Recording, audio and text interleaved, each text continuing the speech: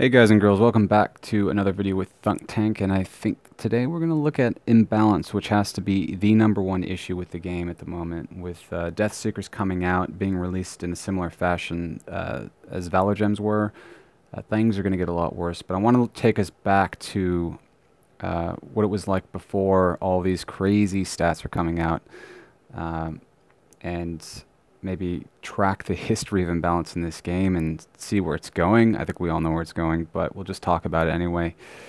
And at the moment, yeah, it really doesn't matter how much research you do, because the benefits you're going to get from research are heavily outweighed from some of these geared up items that are being released. People running around with 400% stats now, they're going to have about 700% total stats with the launch of the new update 3.6. It's going to be near impossible when most free-to-play players have stats of around, this poor guy on the left, or, if they're lucky, 200%. So it's really unfortunate because for a mobile strategy game, strategy's basically gone out the window, and it's come down who has the highest stats or the most money put into the game. And it's clear, I mean, we all know it's pay to win, but man, so anyway, so at the beginning, when the first update came out and bringing in gems weren't so bad. They took time to get, but everybody was able to get them pretty easily. You open a lot of packs, high, like meteorites, you get a high chance of getting an attack gem or an infantry defense gem, and you get and farm refining stones every day. You'd just be out there, if you're lucky, maybe get some money for a lucky shot pack. But it was possible to get to 6. It wasn't insane. And you could even tweak this a little bit, so only going up to so many refining stones. If sometimes you get lucky and get 60 before 30, reset, and it was possible. And that, I think, gave you around, it'd give you a pretty good bonus. And then heroes came out. Heroes came out and were interesting. They'd give you a damage bonus. So damage bonuses were unseen at this point except through things like Galatine equipment. And here we have Caradoc level 30 giving us a 10% bowman damage boost, and that was pretty cool. That made quite a bit of difference, but it wasn't insane. You'd still lose quite a bit of troops if you're trying to solo somebody higher than you are. Other heroes would give you damage reduction, which was equally interesting. Damage, received reduction. So before, I believe there is a armor that you could get that gives you a minus 12%. So this was pretty cool, but good luck to you upgrading these guys, because they take a lot of fragments and they're quite expensive and slow to get. So I have yet to upgrade a purple hero just from playing the game normally.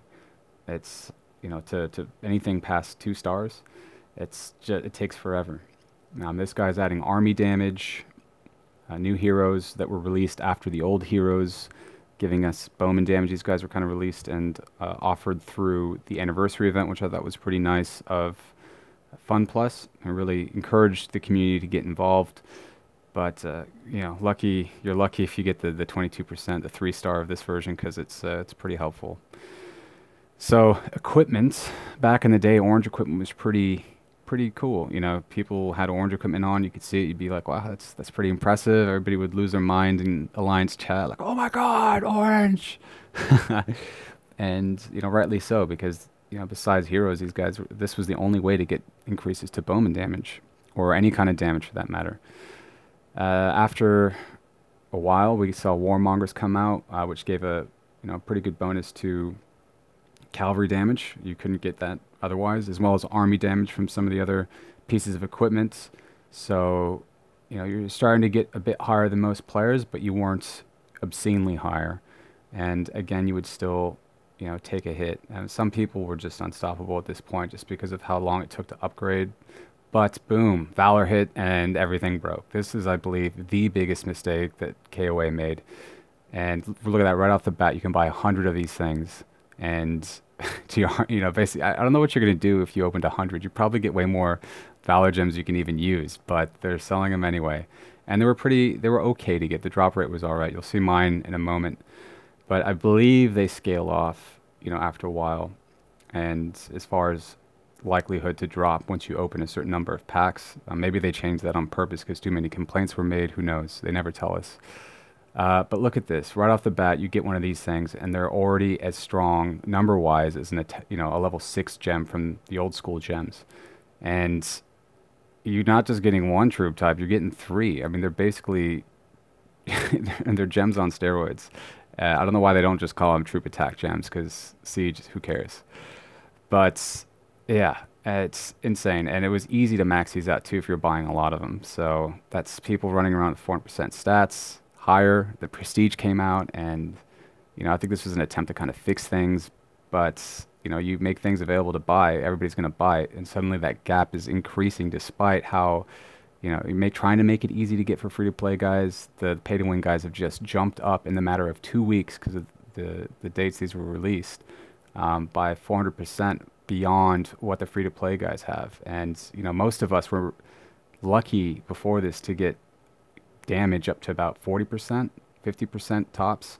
Most now you're just seeing people running around with 170% damage, numbers that don't even make sense, like 100%, damage reduction or more. Like, how does that even make sense? I don't know. Nobody really understands the mechanics behind the fighting in KOA. It's a mystery, and I think that was kind of fun for a while, but now it's just like, who cares? Uh, and yeah, Death Seekers now, and they're releasing this, like I said, in the same way. They're releasing the Valor Gems. I think they probably made a lot of money from people trying to get as many of these as possible. So, ugh, man, I'm out of here after this update. I'm not dropping any more money in this game, but look at these stats. Most of the equipment looks like this, and you're going to see people, like I said, running around with 700% when you take into account troop buffs easy. So, strategy's gone. It has left the building, and they're really going to need to put some careful thought. Meanwhile, we're all trying to get things like this, because the drop rates haven't even been updated once since we've been playing, and killing thousands and thousands of dragons for a handful of sapphires and amethysts, trying to make our blue or purple items. And I remember when I made mine, I was so proud. I posted an AC. Everybody was like, "Oh my God, that's awesome!" And I thought I was gonna go out and destroy people, and nah. This is what happened when KVK hit. I was just smacked down by people that had cashed up, and despite being SH28 with decent gems and all these other bits and bobs, it didn't matter. I was basically level 2 in the eyes of these guys, and it was most cases it was one player coming in and just destroying us. I remember when we first started playing, and SH30s were starting to finally come about in the kingdom, just how impressed we all were as a kingdom. Somebody got an SH30 because we knew that there was a difference. There was a point to having higher tier troops. Now it doesn't matter. You could have an SH, you could have T9s, and you could be, with these crazy stats, and you'll drop 31s. I've seen it in kingdoms. These SH. Some people still think that having the high stronghold is the best strategy, and then they learn quickly that no, buying stat enhancing items is the best strategy. And a level SH26 will figure this out for them and show them by soloing them, despite these guys having a million troops. It's crazy because there's no need for, you're not getting any wounded when you have over 150%, damage reduction. I think a lot of careful thought's going to need to go into the game to fix it, because if they keep releasing stat enhancing items for sale or whatever, it's just going to compound the problem. I mean, people are already too strong. Just stop. They're going to need to implement and think about some sort of mechanic, potentially something to do with talents, dragons. In other games you could go down, and this is just an idea, other games you could go down a specific class. You could choose warrior attack, you could choose paladin for defense. And I think if they did something like that and gave people the ability to choose specific skills, different talents, different, a whole bunch that people could choose from, that would add a lot of flavor to the game, a lot of strategy, and maybe it could act like a debuff. So if you had 50 people in a kingdom working together, to bring down an SH31 by applying debuffs, so perhaps a small percent reduction in stats, maybe then that SH31 could be handled by 50 by an entire kingdom, because everybody's unified against this SH31, applying these incremental debuffs, and suddenly the SH31 stats become a bit more reasonable, and he actually has to call for backup instead of having one castle come in to invade and just destroying everybody with I've seen reports of somebody sending in 1,000 troops against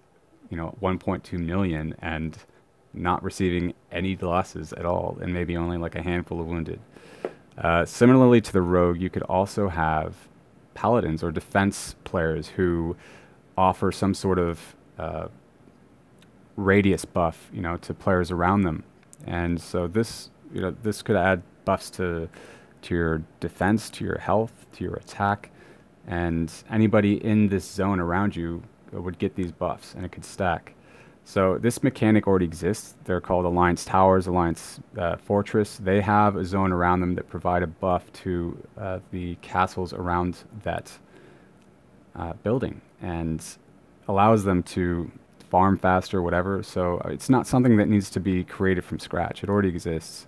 And I think this would add an insane amount of strategy, like I said, to the game, because suddenly people have to think about, all right, well, when we teleport, we're going to teleport into this formation. Okay, where's our attack group? Where's our, our suicide squad? You guys are going to go in, you're going to apply these negative buffs on this SH-31. And suddenly the small guys, if there's enough of them, have a chance against some of these bigger, cashed up gods. It's just, at the moment, there's no reason in this game. And I think it's causing a lot of people to quit. I remember when this game came out and there was, I think we had a rating of about 4.8 stars. It's gone down, and I believe it's going to keep going down with all these 1-star ratings that are coming out on a daily basis. There's going to be new ones out there today with the launch of this update, because people are tired of seeing more items come out, It's a clear money grab by FunPlus, and it's really sad, and I think disrespectful to the player base that has basically made them this successful to begin with. And now they're heading off to Guns of Glory. The same thing's going to happen over there to these guys. So people, it's an exact rip-off of KOA, just different skins. So it's hard. I cared about this game a lot. I became a moderator and was hoping to, help make this game better. But you can only do so much as a moderator. You can't. I can't stand seeing a lot of these little guys get knocked over, constantly complaining, and nothing getting done about it. Despite having a suggestion channel, nothing gets implemented. I think we've had less than a handful of suggestions implemented. Somebody mentioned that we had the trade feature added in. I think there was the ability to zoom out of your map, but besides that, there's nothing that I can really remember. So if you can remember some suggestions that were implemented, please post them in the comments below. Alternatively, if you have any suggestions about my videos, I'm completely new to making YouTube videos. If you want to see some improvements made to some areas of the game, please pair it up with a solution of some sort, so that we're not just complaining about the game. We want to see it get better. And stay tuned for upcoming videos. The next one's going to be about Dead Kingdoms, Dying Kingdoms, Kingdom Mergers, and what does that all mean? And even if you don't know if you're in a dying kingdom, we'll talk about it. So thanks again, guys, for tuning in, and hope to see you guys soon, hear from you soon, and take it easy.